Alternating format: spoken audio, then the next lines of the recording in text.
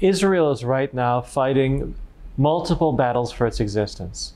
It's fighting on a military battlefield where the Jewish state currently has an advantage over the terrorists and the enemies who want to wipe the one Jewish state off the map. It has a disadvantage on college campuses around the world. And it's fighting on mainstream and social media, where the fight could be pretty even, where you've got anti-Israel bias in countries around the world, and yet it's winnable. If we fight the fight in a proper way, if we hold media outlets around the world accountable, we will gain that deterrence where they would know that there's a watchdog and they have to be more careful to get their facts right. And then there'll be a lot more pro-Israel coverage around the world because justice is on our side.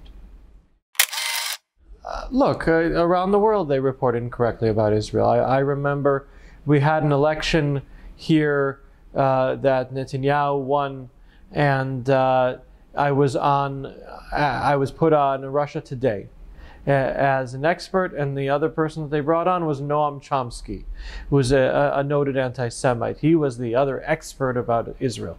And he said, why are Israelis voting for Netanyahu?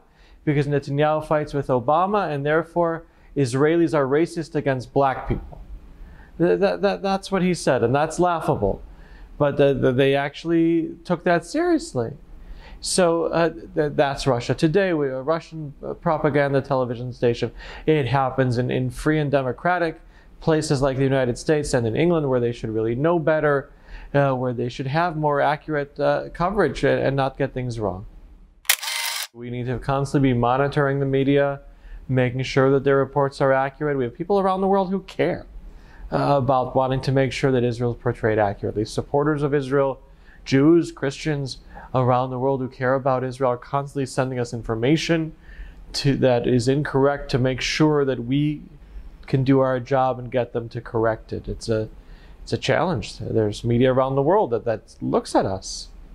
The Bible, there's a prophecy in the Bible that the Jews will be a nation that dwells alone, meaning won't have allies, and that's been true, unfortunately, too many times in our history. And at the end of the verse in the Bible says, and these people, the Jews, won't care about what the world says about us. Well, that's never been true. That's a prophecy that has not come true.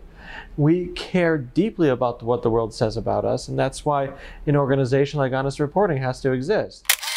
The people of Kosovo deserve to be treated better around the world, be able to open up media outlets in countries around the world, even in Serbia and Russia, and just have the facts reported.